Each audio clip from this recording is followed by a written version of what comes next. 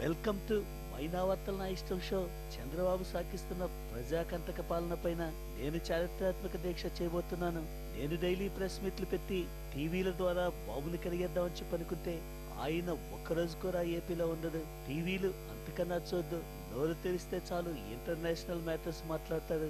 ఇక్కడ రైతుల గురించి పట్టించుకోమంటే Bill Gates, Google chief Eric Smith అంటారు. ఫారిన్ టూర్స్ చేస్తూ లోకల్ గా పిచ్చి పిచ్చి పబ్లిసిటీ చేసుకుంటున్నారు.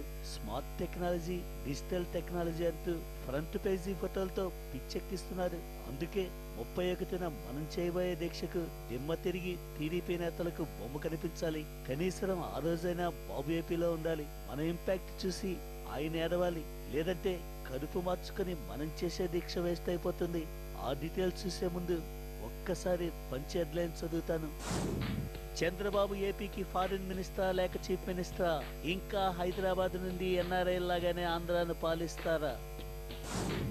ప్రత్యేక హోదాపై చేతులెత్తేసిన కేంద్రం, జనాలకు టీడీపీ రాస్తోంది సున్నం. షర్మిలమ్మ యాత్రలతో తెలంగాణలోనూ మన జోష్, గాలి రిలేస్ తో మరికొందరిలో వచ్చింది జోష్.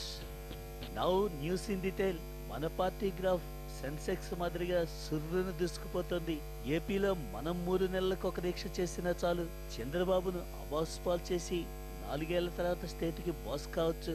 మన షర్మిలమ్మ ఆల్రెడీ తెలంగాణలో పార్టీని 2వ విడత పరామర్శ యాత్రతోనే సింపతి మొత్తం మన సైడ్కి తీసుకొచ్చింది. జగనన్న తెలంగాణలో మన పార్టీ అందరూ ఊహించినంత బ్యాడ్ గా ఏమీ లేదన్నా. ఇక్కడ కూడా జనము మనం ఏడిస్తే ఏడుస్తున్నారు, నవ్వితే నవ్వుతా ఉన్నారు. రాజన్న బిడ్డలంటే చాలు ఆప్యాయత ఆటోమేటిక్ గా వస్తుందన్నా. మన సెంటిమెంట్ డైలాగుల్లో ఉన్న డెప్త్ తో అందరూ ఫ్లాట్ మన మీద ఎంతగానో ప్రేమ చూపిస్తా ఉన్నారు.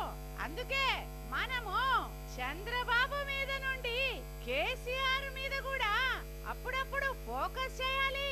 అలాగేనమ్మా, మన సెంటిమెంట్ కాన్సెప్ట్ తో నువ్వెళ్తేనే తెలంగాణ మొత్తం ఊపొచ్చిందంటే, నేను కనుక అడుగు పెడితే రాక్ స్టార్ రామ్ రహీం సింగ్ ని మించిన ఫ్యాన్స్ వస్తారేమో. ఆ రకంగా ప్రభువు గనక కర్ణిస్తే 2 చోట్ల మన జెండా పవర్ లోకి వస్తుంది.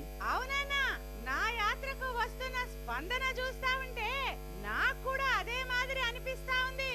ఇక్కడ మన యాత్రకు టిఆర్ఎస్ వాళ్ళు ఇబ్బందులు సృష్టిస్తున్నారు అంటేనే మనము అర్థం చేసుకోవాలా. మన బలము అమాంతము పెరిగిపోతుందేమోనని ఇక్కడంతా కంగారు పడుతున్నారన్నా. నమస్కారం జగన్ గారు. మీరు కేసీఆర్ని తిట్టకుండా ఎప్పుడు చంద్రబాబుని తిడతారంటే మన దీక్ష ఇక్కడ దుమ్ము రేగుద్దండి. కానీ సాగర్ నీళ్లు కరెంటు విషయంలో కూడా మీరు నోరెత్తాలా? ఇట్లా ఎత్తకుండా ఉంటే ఎత్తగా. అలా ఏమీ లేదు తమ్ముడు. టైం గనక వస్తే ఇద్దరిని ఒకేసారి గట్టిగా నిలదీస్తా. ఇక చంద్రబాబు వార్తలు చదువుతాను. ఆయన ఫారిన్ టూర్లు చూస్తుంటే ఇక్కడ స్వైన్ ఫ్లూకి భయపడి విదేశాలకు వెళ్తున్నారో, లేకుంటే విదేశాంగ మంత్రి పని ఈయన చేస్తున్నారో నాకైతే అర్థం కావట్లేదు. ఏపీకి సీఎం గా ఉన్న ఆయన బిల్ గేట్స్ టైం టేబుల్ ను ఫాలో అవుతున్నారు. టేక్ మీటింగ్ అంటే చాలు అందరికంటే ముందెళ్ళి కూర్చుంటున్నాడు. ఇంతకీ ఆయన సీఎమ్మా లేకుంటే ఇంకేమన్నానా అని నాకు అర్థం కాక బుర్రగొక్కుంటున్నాను. నువ్వు అలాగే గోక్కమ్మా. ప్రతిపక్ష నేతకు పడేవే ఉండదు. అనుభవంతో చెప్తా ఉన్నాను. నేను డిజిటల్ స్టేట్ ను తయారు చేస్తా ఉన్నానమ్మా. అంతా ఆన్లైన్ లోనే వ్యవహారాలన్నీ నడుస్తాయి. అయినా నా లైన్ నీకు అర్థం కాదమ్మా. చెప్పినా దండగే కాబట్టి టెక్నాలజీ గురించి మాత్రం మాట్లాడకు. నీకు బాగా అర్థమయ్యే రుణాలు, పెన్షన్ల గురించి మాట్లాడమ్మా. నేను దావోస్ వెళితే అందరూ నాతో మీటింగ్ కోసం టిఫిన్ కూడా చేయకుండా వెయిట్ చేస్తా ఉన్నారు. ముందు ఆ విషయాన్ని గుర్తుంచుకో. వాళ్ళెందుకు టిఫిన్ చేయలేదో నన్నెందుకు అడుగుతున్నారు? మీ పాపిష్టి పాలన పోవాలని చెప్పి ఆంధ్రప్రదేశ్ లో ప్రతి ఒక్కరూ కోరుకుంటున్నారు. ఇచ్చిన హామీలు గోదావరిలో ముంచి జనాలకు కృష్ణా నీళ్లు తాపిస్తామని చెప్పంటే నేను మాత్రం ఊరుకోను. అందుకే మీ పాలన బట్టబయలు చేసేందుకు భీకరమైన దీక్ష చేస్తున్నా. ఇకనైనా మనసు మార్చుకో. అసలే కేంద్రం పైసా లేదని మొత్తం చేతులెత్తేసి ఆకాశం కేసు చూస్తోంది. చూడమ్మా, ఏ సందరుండి ఏ నిధులు తెచ్చుకోవాలో నాకు బాగా తెలుసు. నాకు మోడీకి ఆ రేంజ్ ఫ్రెండ్షిప్ ఉంది. ఒబామాకు ఛాయ్ ఎలా పోసాడు, నాకు కూడా అంతేనమ్మా. నేను కూర్చోక ముందే ఛాయ్ పే చర్చ అంటూ దగ్గరకు వస్తాడు.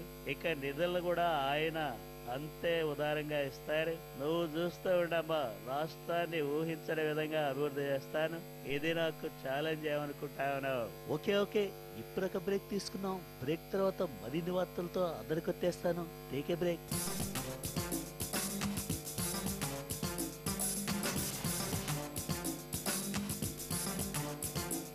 విరామం తర్వాత మళ్ళీ నా వార్తలు నా ఇష్టానికి తిరిగి స్వాగతం పలుకుతున్నా. జగన్ గారు వీళ్ళంతా జంత్రమంత్రులు, మీరు అన్ని టాపిక్లు మాట్లాడారు, కానీ చంద్రబాబు సంతానం పేరుతో తెలుగుదేశం కేడర్ని పెంచుకుందామని చెప్పి అనుకుంటున్నాడు. దీనిని మనం ముందుగానే గుర్తించాలి, లేదంటే ఆయన పార్టీ నిజంగానే 2050 వరకు పవర్ లో ఉంటుంది. ఆయన ఏది మాట్లాడినా ఏదో ఒక అంతరార్థం ఉంటుంది. మొన్నటి నుండే నేను ఈ సంతానం కాన్సెప్ట్ మీద రీసెర్చ్ చేస్తూ ఉన్నా, ఇది వాస్తవం కాదని చెప్పి మీరు అనగలరా? సూరంపతి ఆయన సంతానం కాన్సెప్ట్ కామెడీ కోసం చేశారంట. ఆయన మీటింగ్ లో అందరూ వెళ్ళిపోతుంటే ఏదో కొద్దిగా సుత్తి వీరభద్రరావు స్టైల్లో డైలాగులు కొట్టారు. నువ్వు దీనికోసం బుర్ర మాత్రం పాడు చేసుకోవద్దు. అయ్యో జగన్ బాబు, చంద్రబాబు సంగతి నాకు తెలుసు నాయనా. అతగాడు ఒకటి మాట్లాడి ఇంకొకటి చేస్తాడు బాబు. మరి నువ్వు ప్రతి విషయంపై కూడా ఆచితూచి అడుగు వేయాలి. ఇప్పటికైతే మనకు దీక్షలు తప్పితే కొత్త కాన్సెప్ట్స్ ఏవీ లేవు కాబట్టి ఆ విధంగానే చెయ్యి బాబు. చంద్రబాబుకు కాంగ్రెస్ ను ఓడించి పవర్లోకి రావడానికి కరెక్టుగా 10 ఏళ్లు పట్టింది, కానీ మనకు 5 ఏళ్లు చాలు బాబు. మా అల్లుడి టాక్టిక్స్ నాకు మొత్తం తెలుసు. కాకపోతే ఆ లోకేష్ గురించే నాకంతగా తెలియదు. జగన్ గారు, నేనండి రోజాను. మనం గనక దీక్షలు చేస్తే పెద్దగా ఒక్క ఏరియాకి వాయిస్ వినిపిస్తుందండి. మరి అదే గనక అసెంబ్లీ ఫైట్ అయితే చంద్రబాబుని నిలదీయొచ్చు. సార్, నాకు ఫేస్ టు ఫేస్ ఫైట్ అంటే చాలా ఇష్టం. ఈసారి మరి అసెంబ్లీ సమావేశాల్లో నేను బుచ్చయ్య చౌదరి మీద కాన్సన్ట్రేట్ చేస్తానండి. మరి ఆయన ఇంకోసారి మన పార్టీ వైపు చూడాలంటేనే దర్చుకోవాలి. 4 బూతులు ఎక్కువైనా పర్వాలేదు, తాడో పేడో తేలాల్సిందే. వద్దమ్మా వద్దు రోజా, మనం ఆవేశపడద్దు. అలా ఆవేశపడాలంటే నేను నీకంటే ఎక్కువగా ఫైర్ కాగలను. కానీ అసెంబ్లీ సమావేశాల్లో మనకు వెయిట్ వస్తుందనే 15 రోజులు చెప్పింది 10 రోజులు కుదించి 5 రోజులు వాయిదా వేస్తున్నారు. మనకు దీక్షలే కరెక్ట్.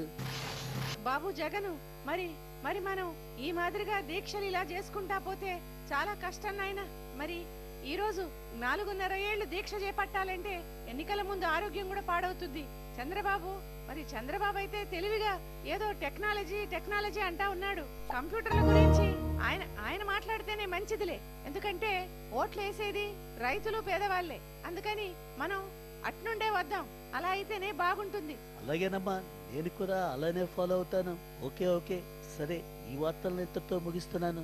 మళ్ళీ వచ్చే వారం కలుద్దాం. అంతవరకు సెలవు. జై వైఎస్ఆర్, జై జై మన గాలిబెయిల్.